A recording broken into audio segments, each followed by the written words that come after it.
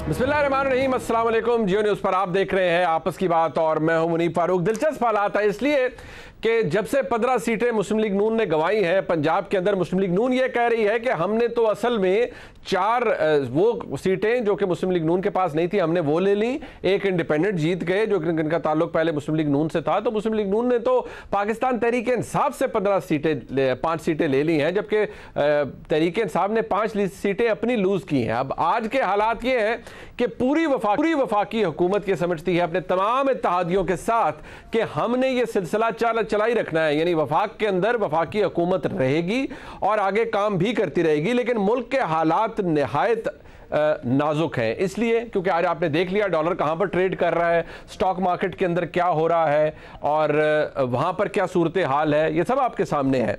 और साथ ही साथ पंजाब के अंदर एक ऐसी सूरत हाल है जिसके हवाले से अब एक नई डिबेट शुरू हो गई है। वो इसलिए कि पाकिस्तान तहरीक इंसाफ ने अपने नंबर्स पूरे कर लिए हैं। पाकिस्तान तहरीक इंसाफ का इन ऑल प्रोबेबिलिटी गुज़िश्ता रोज़ भी मैंने कहा था कि परवेज़ इलाही साहब 22 तारीख को वज़ीर आला पंजाब बन सकते हैं, लेकिन दिलचस्प मामला इसलिए पैदा हो गए हैं कि कुछ ऐसे बयानात दिए गए हैं मुस्लिम लीग नून की तरफ से। और कमर ज़मान कायरा साहब भी शाजिद खान साहब के प्रोग्राम में कह रहे थे कि अगर इलेक्शन वाले दिन कुछ लोग एब्सटेन कर जाएँ, वोट ना दें, और तो फिर क्या होगा। वाकई हो तो कुछ नहीं सकता, क्योंकि उस दिन अगर देखा जाए और सुप्रीम कोर्ट का वाज़ेह हुक्म भी है कि मामलात के अंदर कोई रुकावट नहीं आएगी और वोटिंग होगी, जितने लोग हाउस में मौजूद होंगे उनमें वोटिंग होगी। ये भी याद रहे कि उस दिन जो ज़्यादा वोट लेगा वो वज़ीर आला बन जाएगा। क्या ऐसा कोई प्रोग्राम किसी का है, ऐसा कुछ होने जा रहा है? और साथ ही साथ एक और बड़ा दिलचस्प एलिमेंट है कि जो हुकूमत की प्रेस कॉन्फ्रेंस है वो आपको अलहदा नजर आएगी। मुस्लिम लीग नून के कुछ ऐसे रहनुमा हैं जो कि अलहदा बात कर रहे हैं, यानी मियाँ जावेद लतीफ़ साहब, तलाल चौधरी साहब, ये ऐसे लोग हैं जो ये समझ रहे हैं कि जो इस वक्त हालात हैं वो बिल्कुल दुरुस्त नहीं है। ख़ास तौर पर मियाँ जावेद लतीफ़ साहब ये समझते हैं कि हुकूमत के अंदर रहना भी दुरुस्त नहीं। उनका ख्याल है कि उनका वोटर या सपोर्टर इसलिए भी नाराज़ है मुस्लिम लीग नून से कि मुस्लिम लीग नून अपने बयानिए से हट चुकी है। हालात क्या हैं, मामलात किस तरफ जा रहे हैं, ये एक सवाल है। मियाँ जावेद लतीफ़ साहब गुज़िश्ता रोज़ क्या फरमा रहे थे, ज़रा ये भी सुन लीजिए कि सियासी जमातों के अंदर जब इदारों के लोग होंगे तो फिर कॉम्प्रोमाइज़ होंगे। क्या फरमा रहे थे, ज़रा सुनिएगा। कल हुकूमत हार गई और नवाज शरीफ जीत गया। नवाज शरीफ का नजरिया जीत गया। नवाज शरीफ ने जो मोबिलाइजेशन की थी, जो एक ज़हनी तौर पे कौम को तैयार किया था, मैं सलूट करता हूं इस कौम को कि कौम ने कल जो किया है, जिंदा कौमें इसी तरह किया करती हैं। अगर जमातों के अंदर अगर अदारों के लोग कंप्रोमाइज होंगे और अगर वो इस तरह जमातों को चलाएंगे तो रद्द अमल इसी तरह आएगा जो कल आया है। कौन लोग हैं जो कि जिनका ताल्लुक इदारों से है, जो इदारों के लोग जमातों के अंदर मौजूद हैं? ये एक मुबहम सी बात है, कोशिश करेंगे इसके ऊपर भी ज़रा क्लैरिटी आए। और एक बात ये भी है कि एक तरफ ख्वाजा साद रफ़ीक साहब आज फरमा रहे हैं कि हमें रहना चाहिए, अब ये हुकूमत अपना मुद्दत पूरी करेगी और ये जो पैमाना है बाई इलेक्शन का, ये मुस्लिम लीग नून की मकबूलियत डिटर्मिन नहीं करता। क्या ये बात दुरुस्त है? लेकिन वो जो कुछ फरमा रहे हैं वो ये भी कह रहे हैं कि जी कीमतें बढ़ाएं, कीमतें बढ़ाने का असर है और हमें अब इंतखाब में फिर धकेल दिया गया, तो अगर चुप नहीं रहना, अगर चुप रहना है तो फिर हम कहेंगे कोई और काम कर लें, जमात को कहेंगे। क्या कह रहे हैं, जरा सुनिए। आप कीमतें बढ़ा के इलेक्शन में चले गए, या मुझे कहने की इजाजत दें, उधर से कीमतें बढ़ी हैं, उधर से इलेक्शन में धक्का दे दिया, जाओ जाके इलेक्शन लड़ो। तो बात हमें समझ आती है। हम तो अपनी पार्टी को भी कहेंगे कि अगर बोलना नहीं है तो फिर कोई और काम कर ले। बोलना पड़ेगा, बोलना पड़ेगा। और ख्वाजा साद रफ़ीक साहब आज बोल भी रहे थे, लेकिन क्या वाकई ऐसा है कि कुछ हालात इस तरफ जा रहे हैं? क्योंकि मुस्लिम लीग नून के अंदर भी 2 मुख्तलिफ बयानियाँ सामने आ रहे हैं। अब एक तलाल चौधरी साहब कल क्या फरमा रहे थे प्रोग्राम के अंदर, उन्होंने कहा हम रियासत के नाम पर मजीद मुश्किल फैसले नहीं करेंगे। ये कंट्रास्ट है उस बयान के जो मिफ्ता इस्माइल साहब दे रहे थे। लेकिन पहले क्या देखिए तलाल चौधरी साहब क्या कह रहे थे, सुनिए। मैं आपको बता दूं, अब हम कोई वजन नहीं उठाएंगे सिर्फ रियासत के नाम पर। अगर वजन उठाना है तो सबने उठाना है, सारे स्टेक होल्डर शामिल होंगे, नहीं तो हम लोगों के गुनाहों का वजन नून लीग अपने सर पे अकेले नहीं उठाएगी। जिसके साथ ज्यादती हुई है नवाज शरीफ समेत, वो ज्यादतियां खत्म हो। ऐसा इलेक्शन नहीं लड़ना चाहते और ना हमें धक्का दिया जाए कि जिसमें हमारे हाथ और पांव बंधे हो। मेरा लीडर इधर ना हो जिसकी तस्वीर लगी है मेरे इश्तिहार पे और मैं इलेक्शन लड़ूं। क्यों जी? पिछला भी मैंने लड़ा, आपने उसको जेल में भेज दिया, किसी को नाअहल कर दिया, किसी को गिरफ्तार कर लिया, किसी पर रेफरेंस बना दिया। अब आप फिर ये खेल, ऐसा नहीं हो सकता। इसका बिल्कुल तजाद मिफ्ता इस्माइल साहब फरमा रहे हैं, वो क्या कह रहे हैं जरा सुनिए। क्या इसके बावजूद भी आप मुश्किल फैसले लेते रहेंगे आइंदा, क्योंकि IMF चॉइस क्या है कि पाकिस्तान को बैंकरप्ट इसके बावजूद भी मुश्किल फैसले आप लोग लेते रहेंगे? बहन क्या पाकिस्तान को बैंकरप्ट करेंगे? आप लोग अपनी सियासत लूज करते रहेंगे, वोट लूज करते रहेंगे, हल्के लूज करते रहेंगे, लेकिन मुश्किल फैसले लेते रहेंगे। क्या मसला है इसमें मतलब इसमें ताज्जुब की क्या बात है? मतलब इसमें हैरत की क्या बात है? मतलब अगर एक हुकूमत चले जाती है, एक इलेक्शन हार जाते हैं, तो क्या पाकिस्तान को कुर्बान कर देंगे इसके लिए? एक इलेक्शन हार गए तो क्या बड़ी बात है? 5 साल अपोजिशन में बैठने में कोई मौत आ जाएगी? मतलब ये कौन सी अजीब बात है? ये कोई एहसान थोड़ी कर रहे हैं। अगर पाकिस्तान की खातिर में पाकिस्तान को दिवालियापन से बचाने के लिए अगर कोई एक इलेक्शन हार जाऊं तो दफा करें यार ऐसे इलेक्शन। मियां जावेद लतीफ साहब हमारे साथ मौजूद है, खुली डुली बात हो जाए उनसे। अच्छा, सबसे पहले तो आप मुझे इख्तिसार से बताइए, ज़िमनी इंतखाब कहा जाता है, ठीक है, अब PMLN कह रही है और 20 सीटें थी तो 5 हम ले ली और 15 वो जीत गए इमरान खान, तो हमने बड़ा अचीव कर लिया। बट आपने कहा कि ज़िमनी इंतखाब मुस्लिम लीग नून अगर ये हार गई तो नवाज शरीफ का बयानिया जी, मियाँ साहब का बयानिया कैसे जीता? शुक्रिया मुनीब साहब। मैं ये कहूँगा कि 5 सीटें जीत के 15 सीटें लूज़ करके हम कोई जीते नहीं हैं, हम हारे हैं। पंजाब में हम अपनी हार को तस्लीम करते हैं।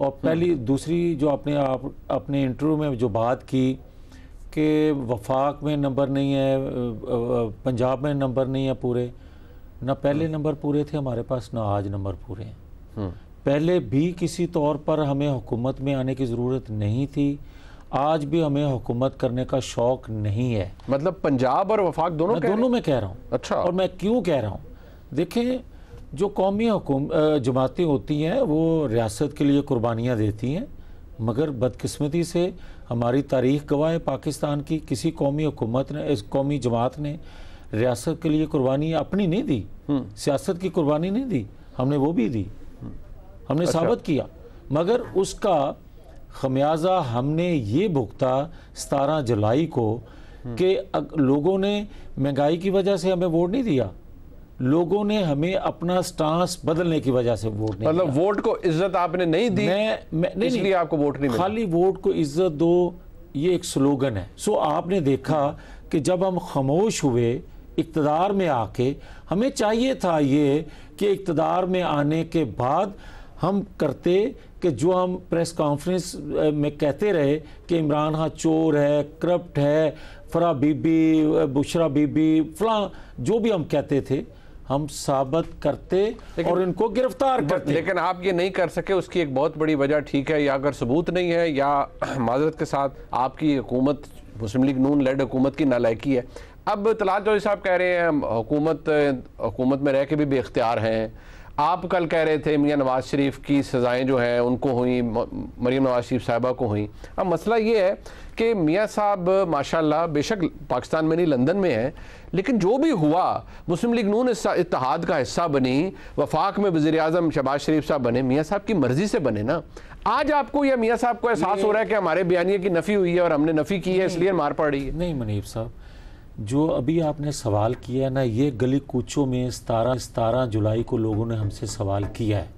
लोग कहते हैं कि भाई आप अगर उस पे हाथ नहीं डाल सकते, हुकूमत में होते हुए नहीं डाल सकते, क्यों नहीं डाल सकते? मैं वही अर्ज करने लगा, या आप बेख्तियार हैं तो या वो पवित्र है, दोनों में से एक चीज एक बात है ना। लोगों को तो बाय द वे लोगों को ये लगा है कि आपके जितने भी बातें थी वो प्रेस कॉन्फ्रेंसेस तक थी, उनमें कोई सदाकत नहीं है, क्योंकि ना ही कोई केस बना। यही तो असल इशू है कि जो कौम ने हमसे सवाल किया कि वो कह रहा है कि बंद कमरों में जजेस और जर्नैल फैसले करते हैं। इमरान खान, फवाद चौधरी कह रहे हैं भाई अगर हम उसको यकीन कर लें कि वो जो बात कहता है वो ठीक कह रहा है, तो वो एक कोर्ट करे कि इन 3 माह में उसके खिलाफ कौन सा आइन कानून से हट के फैसला आया है तो जिसको वो कोट करके कह रहे हैं, इसका मतलब ये हुआ कि 3 माह से पहले जो फैसले आ रहे थे उनको वो कोट कर रहा है और उसमें नवाज शरीफ, मरियम नवाज शरीफ के फैसले शामिल नहीं है। और क्या वो अगर शामिल हैं तो इस हुकूमत ने 3 माह में कौन सी ऐसी कानून साजी की कि जिसमें बेगुनाह जो नवाज शरीफ है, बेगुनाह मरियम नवाज शरीफ है, उसको कोई रिलीफ मिल सके? या और जो आपने मियां साहब फरमाया अपनी प्रेस कॉन्फ्रेंस के अंदर, जो आपने प्रेस क्लब में बात की कि इदारों के अंदर के जो लोग हैं वो जब जमातों के अंदर मौजूद होंगे तो फिर ऐसे ही कॉम्प्रोमाइज़ होंगे, ये इशारा आपका अपनी जमात की तरफ है कि इदारों के लोग आपकी जमात के अंदर है या उनके कोई नुमाइंदे आपकी जमात के अंदर? नहीं, मैं बड़ा क्लियर हूँ।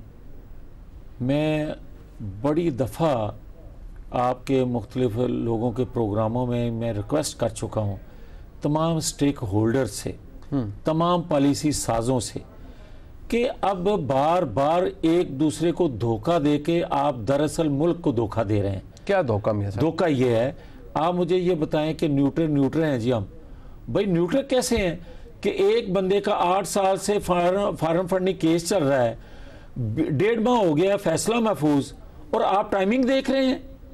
कभी अदालतों में, कभी अदारों में पंचायतें होती हैं। तो ये टाइमिंग किसने बात की है? टाइमिंग कौन सी? क्योंकि अभी ये 1 हफ्ता पहले तो फवाद चौधरी कह रहे थे कि सुप्रीम कोर्ट को वो जो तहरीरी फैसला था, वो जो इमरान खान साहब की हुकूमत गई, वो जो डिप्टी स्पीकर की रूलिंग के खिलाफ तफसीली फैसला, वो नहीं आना चाहिए था, जजेस को सियासी मामलात से दूर रहना चाहिए। फवाद चौधरी साहब 1 हफ्ता पहले ये आप सबका मसला मुझे बताए ना रहेगा। हाँ, वो भी यही बात कह रहे हैं। यस, ये असल मसला है कि मैं बड़ी माजरत से कि मुझे कोई बताए कि पाकिस्तान की तारीख में आइन कानून हमेशा वर्दी वाले तोड़ते आए हैं। कभी किसी सिविलियन ने आइन कानून तोड़ा है? और वो भी इमरान खान ने तोड़ के दिखा दिया। इसको क्यों नहीं पकड़ा गया भाई? आप तो फैसला आ गया, हुकूमत चली गई, क्या फांसी तो नहीं लग सकती? नहीं, मेरी अर्ज सुने ना, मेरी अर्ज सुने। फिर ये इसका मतलब ये हुआ कि जो वर्दी वाले आइन तोड़ते हैं, हुकूमत को गिराते हैं, तोड़ देते हैं, वो आके बैठ जाते हैं, उसके बाद वो चले जाते हैं। मसला क्या है? उसको फांसी लगा दें। नहीं, बट मियां साहब वो डायरेक्ट इंटरवेंशन तो देखें 99 के बाद नहीं हुई ना। किसकी हुकूमत 99 के बाद मिलिट्री डिक्टेटरशिप से तो नहीं गिरी ना। आप आइन कानून के मुहाफिज हैं। अगर आप खुद तोड़ोगे तो आप दूसरे से तो को क्या? मियां साहब आपकी डिमांड ये, आप कहते हैं कि मरियम नवाज शरीफ साहबा की सज़ा गलत हुई, आपके मुताबिक गलत हुई। आपने कहा मियां नवाज शरीफ साहब की सज़ा गलत हुई, आपके मुताबिक गलत हुई। आप जज अरशद मलिक को भी कोट करते हैं। आप वो थैले के अंदर फैसले आप बकौल आपके लिए पकड़ाए गए, उनको भी आप कोट करते हैं। लेकिन इनका रिवर्सल आप कैसे चाहते हैं? आप चाहते हैं कि एक दिन कोई ऐलान हो जाए कि मियां नवाज शरीफ साहब के जो खिलाफ फैसला था वो किसी के दबाव पर हुआ था, और अगर दबाव पे हुआ था तो बस उसे ऐसे ही वापस हो जाए, वो किसी तरीके से वापस होगा ना? अगर होगा, मैं बजाय आप जो कह रहे हैं, फिर मुझे एक सवाल का आप जवाब दे दें। क्या 20 साल बाद फैसला करने वालों ने इतराफ़ नहीं किया था कि जुल्फ़िकार भुट्टो का अदालती कत्ल है? फिर क्या आप ये बताएं ना पसंद करेंगे कि नवाज शरीफ को हाईजैकर, जिसने पाकिस्तान के दिफा को नाकाबिले तस्कीर बनाया, उसका जुर्म और ये ठहरा कि उसको हाईजैकर बना के आप सजा दे दें 25 साल? इस तरह करेंगे? फिर 8 साल बाद इतराफ़ करेंगे कि नहीं नहीं नहीं ये हाईजैकर नहीं था, वो तीसरी दफ़ा प्राइम मिनिस्टर बन गया मुल्क का। अब आप क्या इसका टाइम पीरियड जो है वो कम करते जाएंगे? 4 साल बाद बताएंगे?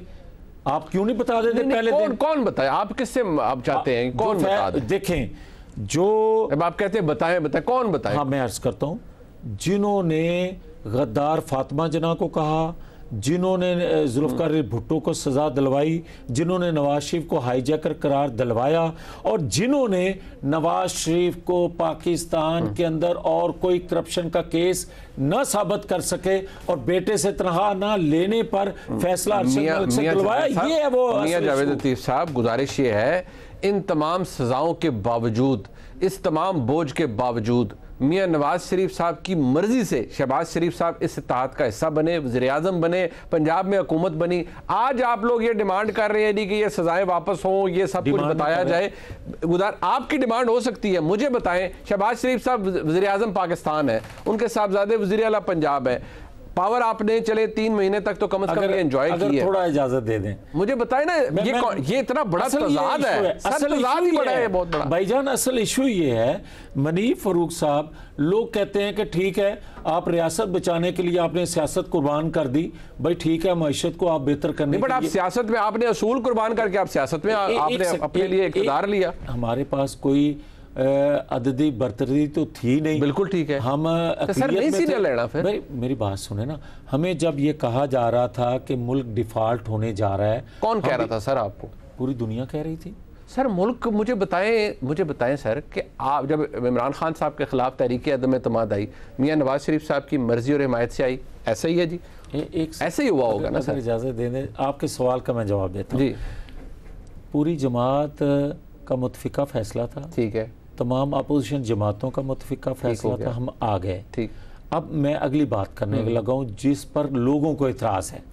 लोगों ने ये कहा कि मैशत आप दुरुस्त करने के लिए ये आए हैं, ये मैंडेट था आपके पास, मगर आपके पास ये मैंडेट नहीं था कि इमरान खान करप्ट है, इमरान खान चोर है, आप उस पर हाथ नहीं डाल सकते। आपके पास ये मैंडेट नहीं था कि नवाज शरीफ के खिलाफ गलत फैसले हुए हैं मगर आप उनको ड्रेस नहीं कर सकते। मतलब ये आपको फिर आपको जो गलती नजर आती है वो शहबाज शरीफ साहब की नजर आती है, शिकायत भी आपको फिर अपने वज़ीर आज़म शहबाज शरीफ साहब की है, जिनकी काबीना का आप हिस्सा है। आपके मुताबिक शहबाज शरीफ साहब लेड हुकूमत इमरान खान पे हाथ नहीं डाल सकती। वही बातें या शहबाज शरीफ साहब बेख्तियार है या वो चाहते ही नहीं। आपका वक्त बचा रहा हूँ मैं, ये कहता हूँ इस हुकूमत का ये है, इस हुकूमत का ये गुनाह है कि खुल के बताएं कि हमारे हाथ पांव बंधे हुए हैं। ये हुकूमत बताए, और ये बात मैं नहीं, आपको लगता है कि बंधे हुए हैं हुकूमत के हाथ? ये बात मैं आपके प्रोग्राम में मनीफ साहब नहीं कह रहा, मैं कैबिनेट मीटिंग में ये बातें कर चुका हूं। मैंने उस वक्त भी बातें की थी कि मुझे कोई ये बता दे कि क्या इमरान खान करप्ट है या नहीं, और एक सेकंड, और अगर है तो फिर उस पे हाथ क्यों नहीं डाला जाता? मुझे ये बात समझ नहीं आती कि आज आपकी हुकूमत, मियां साहब गुजारिश है, हुकूमत खत्म तो नहीं हुई सर, नहीं हुई, पर आपको इमरान खान पर हाथ डालने से कौन रोकता है? जब एस्टैब्लिशमेंट कह रही है हम न्यूट्रल है, सियासत से ताल्लुक कोई नहीं, 17 जुलाई को इलेक्शन होता है, आपकी जमात के जनाब ख्वाजा रफीक साहब कहते हैं कि हम एस्टैब्लिशमेंट की बड़े मोतरफ हैं कि वो बिल्कुल ए पोलिटिकल है और बड़े न्यूट्रल है। अच्छा, अगर दसो तो रोकता कौन पे है? मैं अगर दसा तो फिर सुन लो जी, दसो सर। मैं आपको ये कह रहा हूं कि ये वही लोग हैं, ये वही रुकावटें हैं जो मैं जिक्र कर रहा हूं उन लोगों का कि भाई वो एक कहता है कि बंद कमरों में जजेस और जर्नल फैसले करते हैं, वो कह रहा है, मैं नहीं कह रहा। और मैं ये बात करता तो अब तक गिरफ्तार हो चुका होता। मैं उसको कोट कर रहा हूं, और फिर मुझे ये बताएं कि उसके खिलाफ कोई फैसला आया, कोई एक फैसला कोर्ट करे। वो कभी ऐसा हुआ है कि आप इंटरम बेल करवाते हैं और बगैर हाजिर हुए वो बेल कंफर्म हो जाए? पाकिस्तान में तो ऐसा नहीं, आप वकील हैं जी जी, और कभी ऐसा हाजिर होना पड़ता है, हाजिर होना पड़ता है, ये नहीं हुआ। अच्छा, क्यों? आपकी तमाम बातों को मैं आसान करता हूँ सर, वक्त भी बचा लेते हैं। एस्टैब्लिशमेंट ने क्लियरली कह दिया, और एक दफ़ा नहीं 10 दफ़ा शायद कहा है पिछले 3-4 महीनों में कि हमारा सियासत से कोई ताल्लुक नहीं, हमें मौत की सीटें भी अरे पॉलिटिकल। आपको आज भी शक है कि एस्टैब्लिशमेंट न्यूट्रल नहीं है? देखिए, मैं, आपकी जमात कह रही है कि बहुत अच्छी बात है न्यूट्रल है। मैं शक नहीं, मैं अगले चंद दिनों में प्रूफ के साथ चीज़ें लेके आऊँगा, पब्लिक करूँगा। मैं इसलिए करूँगा कि अगर न्यूट्रल जमात की मर्जी के बगैर, मेरी अर्ज सुन लें, जमात काम कर रही है इस पर, जमात भी काम कर रही, इंतखाबी सेल हमारा काम कर रहा है इस पर। मैं ये कह रहा हूँ कि हम चाहते हैं कि तमाम अदारे न्यूट्रल रहें, हमें कोई फेवर नहीं चाहिए, मगर तरीक़ाकार बदलने से आप मुझे ये बताएं कि अदारों को आप गालियां दे के दबाव में लाकर उनसे फैसले लेंगे अपने हक में, तो क्या मैं चीखूंगा नहीं? क्या आप चीखेंगे नहीं? बट मुझे एक बात समझ नहीं आ रही, ये फैसला फॉरेन फंडिंग केस का फैसला क्यों नहीं दिया जाता? आपको लगता है कि फॉरेन फंडिंग का फैसला कोई रुकवा रहा है? मैं ये समझता हूं, मैं बिल्कुल समझता हूं कि भाई अगर फॉरेन फंडिंग इसका कोई सबूत को कुछ, ये तो इल्जाम है ना मियां साहब, कल इमरान खान ने लगा दिया, आज आपने लगा दिया। एक सेकंड ना, मैं जो election commission, chief election commission है, मुझे बड़ा एहतराम है उनका जी। मैं समझता हूं कि बिल्कुल वो आज़ादाना फैसले करते आ रहे हैं जब से वो आए हैं। मगर कोई मुझे ये बताना पसंद फरमाएगा कि फैसला महफूज होने के बाद क्यों नहीं अनाउंस किया जा रहा। आपको इस बात पे एतराज है और आपको लगता है कि उनका फैसला फॉरेन फंडिंग का पीटीआई का रुकवाया जा रहा है। मुझे बताएं, अब आप जारी बात है अलेज कर रहे हैं, मुझे सिर्फ ये बताएं, आपने कहा मैं शवाहिद लेकर आऊंगा, हमारा इलेक्शन सेल काम कर रहा है, अभी तक आप वाहिद शख्सियत हैं मुस्लिम लीग नून की, आप मरकजी रहनुमा मियां नवाज शरीफ के बहुत करीब हैं, सब जानते हैं, आपके वज़ीर आज़म जनाब शहबाज शरीफ, वज़ीर आला पंजाब, इवन मरियम नवाज शरीफ साहिबा, किसी ने ये नहीं कहा कि जी हम जल्द शवाहिद लेकर आएंगे और हमारा सेल काम कर रहा है कि हमारे साथ कुछ हो गया है बाई इलेक्शन में। अब आ जाए, मैं अर्ज करता हूँ जनाब होया कि जनाब सर सुन लेना, सुनने का हौसला करें।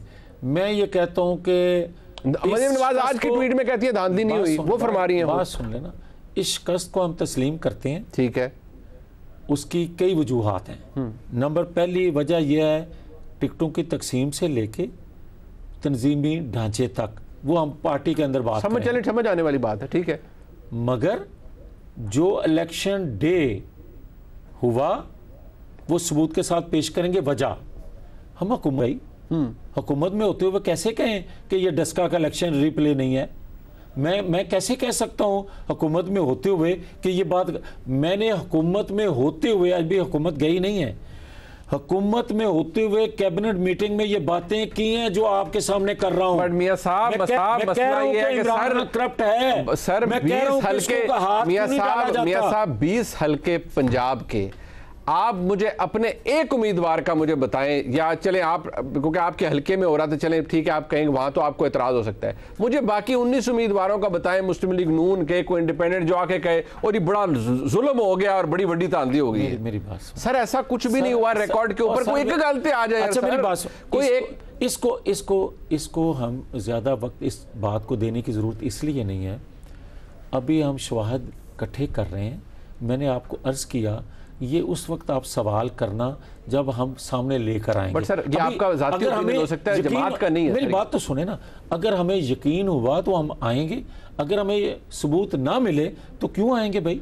बट अच्छा मुझे आगे थोड़ा ये बताएं, अब मुस्लिम लीग नून की क़यादत तमाम इत्तेहादी कह रही है हमने हुकूमत में बैठना है, वफाकी हुकूमत अपनी मियाद पूरी करेगी, और पंजाब में आपको पता है 22 तारीख को नंबर्स पीटीआई के पास हैं, परवेज़ इलाही साहब के पास अपने नंबर्स हैं, तो वो हुकूमत बना लेंगे 22 तारीख को, और उन्होंने तो ऐलान किया हम क्या क्या करेंगे उसके बाद। अच्छा डिमांड क्या है इमरान खान की, ये बता दें।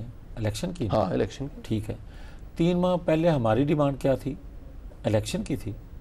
इलेक्शन नहीं करवा रहा था वो, और तभी अदम एतमाद की आपने इमरान खान को इसलिए हटाया कि वो इलेक्शन नहीं करवा रहे थे। बात सुन लें, ये नहीं मैं कह रहा था 3 माह पहले हमारी डिमांड थी कि इलेक्शन होने चाहिए, जिस तरह ये मुल्क को लेके जा रहा है मुल्क का फायदा नहीं है। ठीक है, ठीक है, इसीलिए फ्रेश मैंडेट की बात करते थे कि हमारे पास तादाद पूरी नहीं थी कि आदमी सब सारी आके उससे फिर गए। एक सेकंड, अब आ जाएं जो अब आपने सवाल किया है कि भाई अगर पंजाब में हुकूमत उनकी होती है, खैबर पख्तूनख्वा में उनकी होती है, वफाक में आप बैठे होते हो, तो क्या डिलीवर करोगे या क्या चाहते हैं आप? यही है ना सवाल। मैं ये कहता हूँ कि डिमांड उसकी है इन 3 माह में कि इलेक्शन होने चाहिए। वो खैबर पख्तूनख्वा में अक्सरियत रखता है, वो पंजाब में अक्सरियत रखता है, असम्बलियाँ तोड़े आए इलेक्शन में चलते हैं। नहीं, बट मुझे एक बात ये समझ आती है कि सियासी तौर पर आप क्या अचीव करेंगे वफाक के अंदर बैठ के, जब ना पंजाब में आपकी हुकूमत मुस्लिम लीग नून की, ना KP में, सिंध में पीपल्स पार्टी बेनिफिट कर जाएगी, बलूचिस्तान में आपका कोई हाल नहीं डिलीवर नहीं कर सकते, कुछ डिलीवर नहीं कर सकते। मैं इसलिए कह रहा हूँ कि पाकिस्तान के तमाम दुखों का मदावा जो है अब नए इलेक्शन में है। लेकिन आपकी हुकूमत, आपकी जमात ये कह रही है कि हम अपनी मुद्दत पूरी करेंगे, अगले साल कराएंगे। नहीं, उसकी वजह यह है कि यह कैसे मुमकिन है कि आप सूबों में हुकूमत रखें जहां आपकी हुकूमत है, ठीक है, और वफाक में आप क्योंकि हुकूमत का हिस्सा नहीं है लिहाजा इलेक्शन हो जाने चाहिए। ये है तजाद। जरदारी साहब और शहबाज शरीफ साहब का कन्विंस होना जरूरी है कि इलेक्शन में जाया जाए। फिलहाल इलेक्शन में जाने का उनका कोई प्रोग्राम नजर नहीं आता। बहरहाल मियां साहब बहुत शुक्रिया आपका। मियां रवेल लतीफ साहब हमारे साथ मौजूद थे। प्रोग्राम में एक ब्रेक शामिल करते हैं, वापस आएंगे, जरा मजीद बात हो जाए अपने नए मेहमानों के साथ। मैं साथ रहिएगा।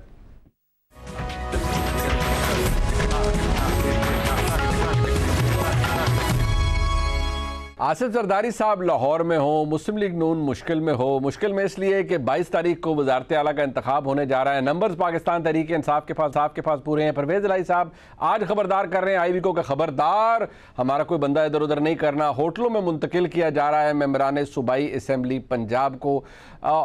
उस पर प्रॉब्लम इसलिए आ गई है और इमरान खान साहब ने अपने दौरे सिंध के कैंसिल कर दिए हैं और वो अपनी पार्लिमानी पार्टी को 21 जुलाई को उसके खिताब करेंगे उससे और मिलेंगे, इसलिए क्योंकि परेशानी पड़ गई है कि ये जो बात राना सनाउल्लाह साहब ने की है इससे बहुत से सवाल पैदा हो गए हैं। राना सनाउल्लाह साहब ने क्या फरमाया, जरा सुनिएगा।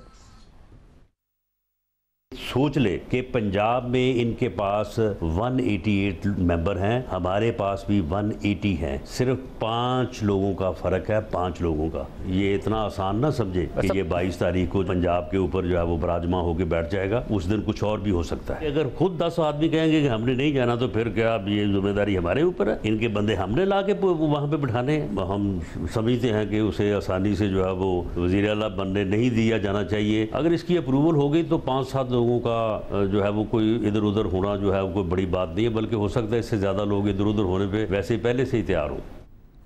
इधर उधर होना, अब ये बड़ी सजेस्टिव बात है कि इधर उधर हो सकते हैं। इधर उधर हो सकते हैं या इधर उधर करवाया जा सकता है, क्योंकि मैंने जैसे कहा परवेज़ इलाही साहब ने ऑलरेडी कहा है कि भाई IB कुछ ऐसा ना करे। बहरहाल जनाब आसिफ जरदारी साहब यहाँ मौजूद हैं लाहौर के अंदर। कुछ देर पहले उनकी जनाब चौधरी शुजात हुसैन साहब से मुलाकात हुई। बाहर निकल कर बताया जा रहा है कि आसिफ जरदारी साहब ने विक्ट्री का निशान बनाया है।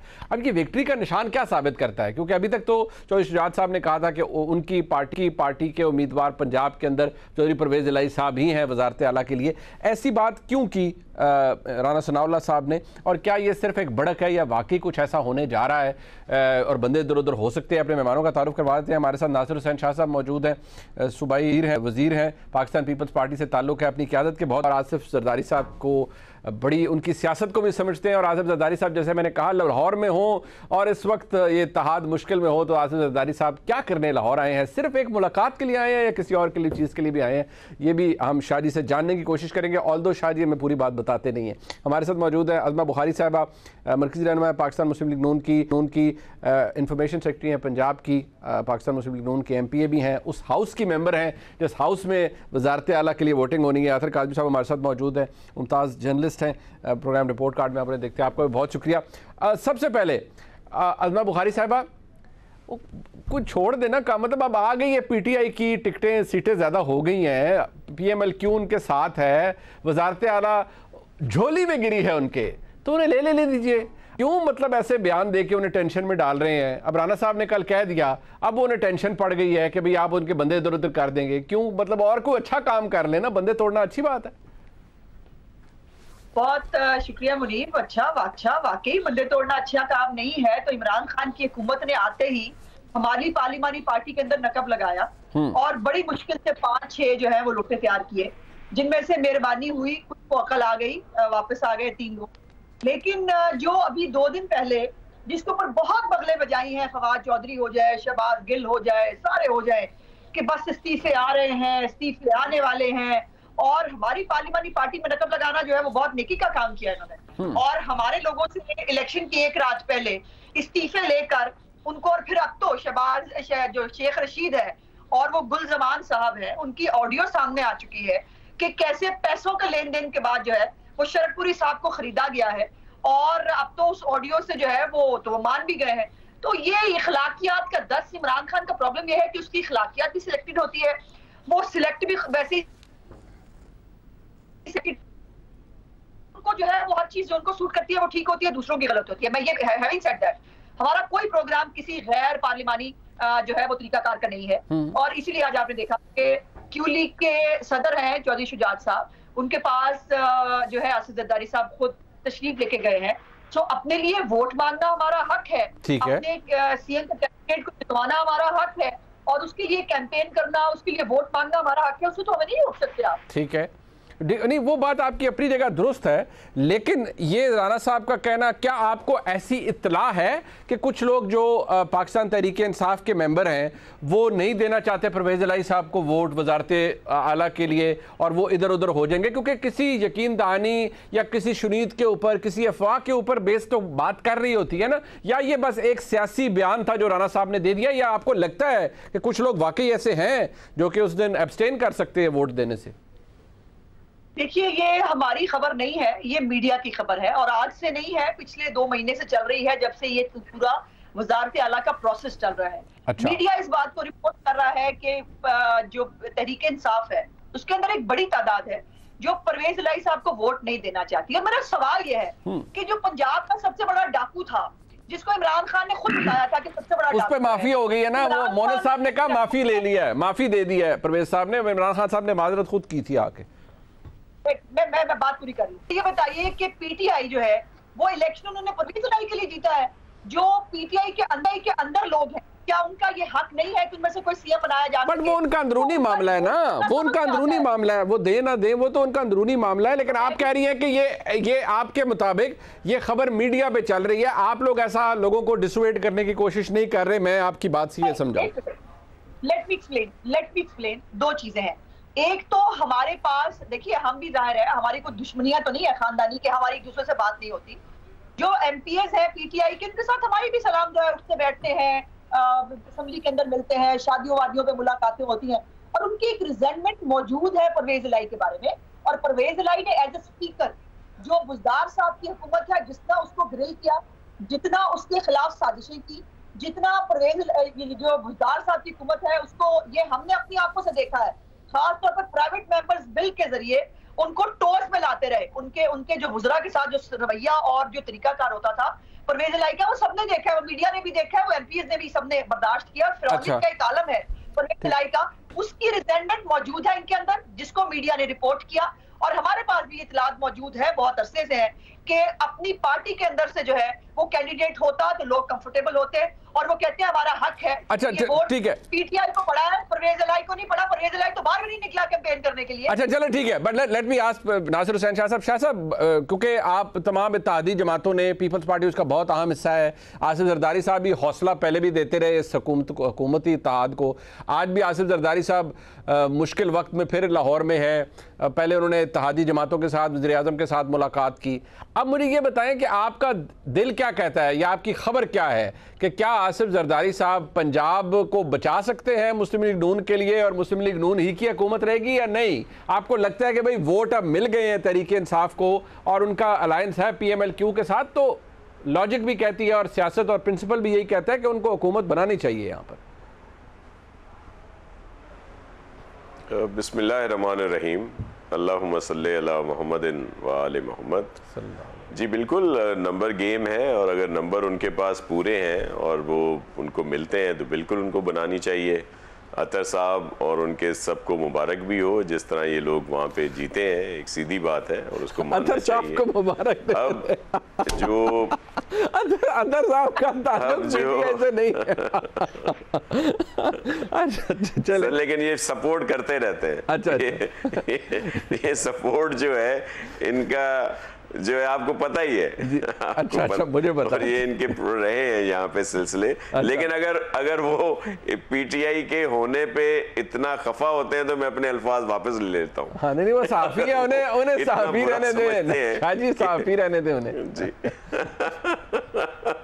चले ठीक है सर, ठीक है, इसको हजम कर दीजिएगा ना सर, इसको स्पंज कर दीजिएगा। स्पंज कर देते। तो जी सर, वो कर दे। अच्छा जी, प्रेसिडेंट आसिफ अली जरदारी साहब वहाँ पे गए हैं और चौधरी साहब के यहाँ, तो इख्तलाफात तो अपनी जगह पे हैं ना चौधरी बरादरान में, चौधरी फैमिली में, और वो तो वाज़े है। और अगर वहाँ पे वोटों का कुछ चेंज होती है कोई सूरत हाल, तो जाहिर है जो राना सनाउल्लाह साहब ने कहा है और जो मेरी बहन अज़मा बीबी की ख्वाहिश है वो ज़रूर पूरी हो सकती है। और अगर हो जाए तो इसमें कोई हर्ज भी नहीं है। लेकिन वैसे नंबर गेम के लिहाज से गवर्नमेंट, अगर उनके पास नंबर हैं तो बना सकते हैं। और ये और बात है कि नजरिया ज़रूरत के तहत परवेज़ इलाही साहब को बना रहे हैं, जिनके लिए बहुत कुछ खान साहब कह चुके हैं, और खान साहब के बयानिए में बहुत चेंज भी आती रहती है और उनका बयानिया झूठ पर भी मुबनी है। जिस तरह इन इलेक्शन के बाद बजाय इसके कि वो इलेक्शन कमीशन वालों का शुक्रिया अदा करते, उनको खराज तहसीन पेश करते, वो उनको प्रेशराइज करने के लिए फॉरेन फंडिंग केस और दीगर चीज़ों में और ज़्यादा उनके ऊपर इल्ज़ामात लगा रहे हैं। और उसके साथ साथ एक और भी बात मैं वजाहत कर दूं कि जो उन्होंने कहा है बयानात में कि जी सिंध में जो इलेक्शन कमीशन है वो तो सिंध गवर्नमेंट के तहत है और जी इलेक्शन में बड़ी रिगिंग हुई, ये जो 4 डिवीजन में हमारा एक फेज में इलेक्शन हुए बल्दियाती, तो सर बल्दियाती इलेक्शंस में 6227 के करीब सीटें थी, नशिस्तें थी मुख्तलिफ। वहां पे पीटीआई ने तो 1000 से भी कम बंदे खड़े किए जिनको इन्होंने टिकट्स दिए, तो धांधली हुई कहां पे? बिल्कुल ठीक। फिर ये इल्जाम लगा देते हैं। अब दूसरे फेज में भी इंशाल्लाह इनके साथ यही कुछ होना। अच्छा चले एक ब्रेक ले लेते हैं। मैं जरा अतर काजी साहब के पास, क्या ये एक जमहूरी अमल होगा कि कुछ लोग एब्सटेन कर जाएं, उस दिन वोट होना है और वो भी टेक्निकल उसके अंदर एक एस्पेक्ट भी है, मैं जरा उसके ऊपर भी बात करूंगा एक ब्रेक के बाद। 22 तारीख को वजारत आला का इंतखाब होना है पंजाब असम्बली के अंदर। पीटीआई और पीएमएल के वो कॉन्फिडेंट हैं, लेकिन शकों को शुबात भी मौजूद हैं। एक ब्रेक के बाद साथ रहिए। एक दफ़ा फिर आपको खुशामदीद कहते हैं। अदर काज़मी साहब, सबसे पहले बात यह है कि ये ठीक है, एक मैंने कहा ना प्रिंसिपल तो यही कहता है कि उनकी नंबर सीट्स हैं, आ गई हैं, लेकिन अगर ये वाकई जो अज़मा बुखारी साहब बात कह रही हैं कि कुछ लोग हैं पाकिस्तान तहरीक इंसाफ में जिनको ये प्रॉब्लम है कि परवेज़ इलाही साहब क्यों बने जी वज़ीर आला पंजाब, और उनकी तो महज 10 सीटें हैं जी, और क्या बने, और ये हम बड़ी रिजेंटमेंट होगी, और वो 8 मतलब जो राना साहब ने भी कहा 5-10 लोग 8-10 लोग 15 लोग एब्सटेन कर जाते हैं ऑन द गिवन डे। तो वहाँ पर तो ज़ाहिर बात है क्योंकि सेकेंड राउंड ऑफ इलेक्शन होना है, nobody needs to achieve 186 basically. जिसने भी ज़्यादा सीट्स ले ली वो वज़ीर आला बन जाएगा। आपको क्या लगता है, क्या ऐसा कुछ होगा या नहीं, ये स्मूथ ट्रांजिशन हो जाएगी? Thank you so much Munib भाई। सबसे पहले तो शाह साहब की शफकत और मोहब्बत का शुक्रिया, उन्होंने मुझे भी मुबारक दे दिया। अब इन दोनों जमातों का मसला ये है कि इनके लिए पता है गैर जानिबदार सहाफी वो है जो इनकी काबीना में बैठा हो। अच्छा। या किसी मुल्क में सफीर लग जाए, या किसी इदारे का चेयरमैन लग जाए, या पीटीवी पे किसी जगह पे लग जाए, वो गैर जानिबदार सहाफी है, उसके अलावा कोई भी गैर जानिबदार नहीं। बाकी जो जहाँ तक ये ताल्लुक है कि अब परवेज़ इलाही साहब के हवाले से हो सकता है कि जमात के अंदर तहफ़्फ़ुज़ात हो, लेकिन यहाँ पे आप अगर खुद देखें, अगर यहाँ पे हम जिसे आप कह सकते हैं पॉलिटिक्स के एथिक्स की बात करें, अखलाकियात की बात करें, ये आर्ग्यूमेंट तो ये है ना कि इलेक्शन लड़ा पीटीआई ने, आप बना रहे क्यों हैं परवेज़ इलाही साहब को, लोगों को इसके ऊपर एक इखलाकी एतराज हो सकता है। तो जिनको आप लोगों ने टिकट दिए थे 20 बंदों को, वो पीटीआई के लोग थे, उनको नून लीग के टिकट दे दिए गए। उसके बाद अगर आप ये देख लें कि इस वक्त ये कहते थे कि इमरान खान को सियासत नहीं आती, और जिन्होंने सियासत सिखानी थी उनकी दौड़ें लगी हुई हैं पूरे मुल्क में, और वो लोग जो एक दूसरे के हवाले से किस किस्म का मौकिफ रखते थे, इस वक्त एक दूसरे के वकील बने हुए। प्रॉब्लम ये है कि ये लोग कैच अप खेल रहे हैं। जिस तरह 3 महीने पहले इमरान खान की हुकूमत गिराई गई, उस वक्त हमें यह बताया गया कि इसका किस्सा हमेशा के लिए खत्म हो गया, लेकिन आपने देखा उसने एस्टैब्लिशमेंट को भी टेक ऑन किया। इन तमाम जमातों को जो एक दूसरे की जिद हैं, एक दूसरे के अजली मुखालिफ हैं, इन सब को इकट्ठा किया और उनको भी टेक ऑन किया और सबको शिकस्त दी। तो मुझे नहीं लगता कि ये सब कुछ हासिल करने के बाद आखिरी दिन में वहां पे परवेज़ इलाही साहब नहीं बन सकेंगे, और यही वजह है कि फिर राना सनाउल्लाह साहब जैसा एक ज़ीरक सियासतदान इस किस्म का बयान दे रहा है कि हम लोगों को गायब करवा देंगे, इसलिए कि सियासत तो अब और बची नहीं है, ये आखिरी हरबा ही रह गया, तो यही आप इस्तेमाल कर सकते हैं। अच्छा, नहीं मेरा नहीं ख्याल उन्होंने कहा कि गायब करवा, उन्होंने कहा है कि इधर उधर हो जाए, तो मतलब आपको लगता है कि ये गायब कराने की हद तक जा सकते हैं? वो तो बवाल हो जाएगा, बहुत बड़ा टेंशन बन जाएगी। ये आज के दौर में कोई गायब किसी को करवा सकता है ऐसे? अतर काज़मी साहब, राणा साहब ने इतनी शफकत क्यों फरमाई है इस तरह का बयान दे के इधर उधर हो जाएं? आपको भी पता है कि किस किस्म का उन्होंने वो मैसेज दिया है। और दूसरा, जिस किस्म का राणा साहब ने रवैया रखा पाकिस्तान की आवाम के साथ गुज़िश्ता 3 माह के दौरान, उन्होंने कहा जहां पे 600 गोले आंसू गैस के मरवाने थे, मैंने 650 मरवाए, और वो साथ साथ हंस के बता रहे थे, हमारे ही चैनल पे वो बता के गए। तो मेरे ख्याल कुछ भी एक्सपेक्ट कर सकते हैं। अच्छा, वैसे अज़मा बुखारी साहबा, आप दो घर देख लीजिए, एक अता तारड़ साहब के लिए, एक राना सनाउल्लाह के लिए। वो कह रहे हैं फवाद चौधरी साहब के पंजाब में दाखिले पर पाबंदी लग जाएगी इनके ऊपर 22 तारीख के बाद, यानी 23 तारीख को। तो वो कह रहे हैं इस्लामाबाद में वो गेस्ट हाउस में किसी में रहे, तो चले गेस्ट हाउस में क्या रहना, पार्टी को चाहिए उनको घर ले दे, क्योंकि पंजाब में तो बकौल फवाद चौधरी के ये दोनों शख्सियात आ नहीं सकेंगी। फिर देखिए, एक तो अता तारड़ पे और राना सनाउल्लाह पे इतने बुरे दिन तो आए नहीं कि उनको फवाद चौधरी साहब की जो है कहीं की इजाजत की जरूरत पड़ेगी। वैसे एक बात कि अता तारड़ और राना सनाउल्लाह, मेरे ख्याल है फवाद चौधरी और उनकी पार्टी जो है उनको बड़ी तकलीफ है उन दोनों लोगों से।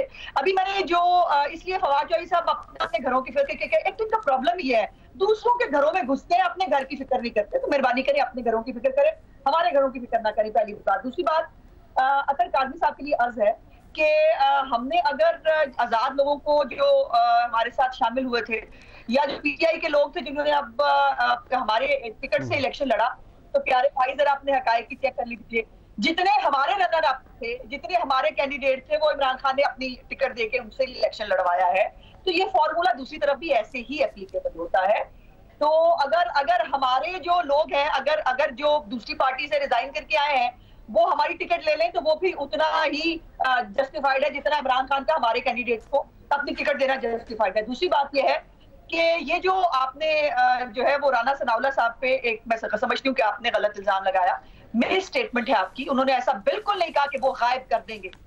मैंने जो गुजारिश की थी कि अगर इमरान खान साहब की पार्टी के अंदर खुद रिवोल्ट होता है, अच्छा ये कौन कह रहा है, ये दो इमरान खान साहब खुद 2 दफा फरमा चुके हैं। अभी उन्होंने कुछ दिन पहले एक इंटरव्यू में कहा, मेरे इत्तेहादी मुझे ब्लैकमेल किया करते थे और इसलिए मुझे अब 2/3 मेजॉरिटी चाहिए, और वो इत्तेहादी जो है वो सबसे बड़ा जो है परवेज इलाही हुआ करते थे, जो उनको ब्लैकमेल करते थे और फिर जो है असेंबली नहीं चलने देते थे और मामला होते थे। और दूसरी बात कि इमरान खान साहब ने खुद ये भी अपने इंटरव्यूज में एक्सेप्ट किया कि मैं बुज़दार को इसलिए सीएम लगाया क्योंकि मैं और सीएम नहीं लगा सकता था, मेरी पार्टी में रिवोल्ट हो जाता, मेरी पार्टी में बगावत हो जाती, क्योंकि बहुत सारे सीएम के कैंडिडेट हैं। तो प्यारे भाई, ये उनकी अपने स्यापे हैं, इनकी अपनी लड़ाई है, इसमें हमारा कोई लेना देना नहीं। लेकिन ये बात है कि परवेज इलाही को सीएम एक्सेप्ट करने के लिए पंजाब असेंबली में एक बड़ी तादाद जो है वो वजीर आला एक्सेप्ट करने के लिए तैयार नहीं, और जस्टिफाइड है। क्यों हो, मुझे ये बताइए, क्या पीटीआई जो है वो क्यू लीग में जम हो गई? चले ठीक है, ये एक सवाल आपका अपनी जगह मौजूद है, ये ठीक है, आपका अपनी जगह एक मौजूद है, लेकिन ये तो पता चलेगा 22 तारीख को। बट एक बात शाह जी, ये बात लोग बड़ी तनकीद कर रहे हैं, और कई आज पाकिस्तान तहरीक इंसाफ के लोग भी कहते हैं कि देखिए अभी कुछ देर पहले बात हो रही थी, तो बहुत से लोग ये कहते हैं कि देखिए आसिफ जरदारी साहब ने PMLN को जो सियासत है वो ज़मीं बोझ कर दी, सियासी तौर पर बड़ा नुकसान पहुंचाया जरदारी साहब ने। ये PMLN को भी जब से ये तहरीक अदम एतमाद हुई, देखिए हुकूमत जो इत्तेहाद में है उसे गालियां पड़ रही हैं, महंगाई हो रही है, डॉलर कहाँ जा रहा है, स्टॉक मार्केट क्रैश कर रही है, और इतने ज़्यादा मसाइल हैं, और आप फिर भी इसी पे हैं कि हुकूमत चलती रहे और वफाक के अंदर चलती रहे। तो सियासी पार्टियाँ, उनमें सबसे ज़्यादा मुस्लिम लीग नून को नुकसान हो रहा है, और इसकी वजह आसिफ जरदारी साहब है। अच्छा, ये दूसरे सब लोग कह, आप तो नहीं कह रहे ना इस तरह? हाँ, नहीं, मैं बिल्कुल नहीं कह रहा, ये बहुत से लोग कह रहे हैं, लेकिन मैं नहीं कह रहा। मैं भी नहीं कह रही, नून लीग भी नहीं कह रही। तो जी ये वो लोग कह रहे हैं जो फपे कुटनियां हैं। अच्छा।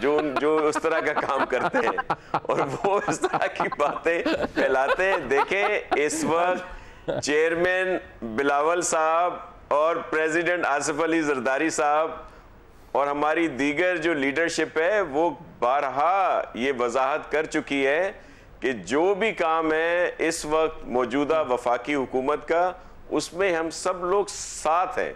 ठीक है, ये फवाद चौधरी साहब ने वैसे कहा है, ये फवाद चौधरी साहब ने कहा है, अच्छाइयां हैं, ये अतर काज़मी साहब ने बिल्कुल नहीं कहा, ये फवाद चौधरी साहब ने कहा है। एक ही बात है सर, वो कमाल हो गई आप। फवाद साहब जो हैं वो तो अभी वो फफे कुटना है या क्या है, कुटनियां हैं उनके हैं, और वो इस तरह की लगाई बुझाई करते रहते हैं। उनकी बातों को हम सीरियस नहीं लेते, फवाद साहब की। जी चले मैं वक्त खत्म हो गया, वक्त में अज़मा बुखारी साहब, अतर काज़मी साहब और जनाब नासिर हुसैन शाह साहब हमारे साथ मौजूद थे। प्रोग्राम आपने देखा जी, देखने का बहुत शुक्रिया। खुदा हाफिज़।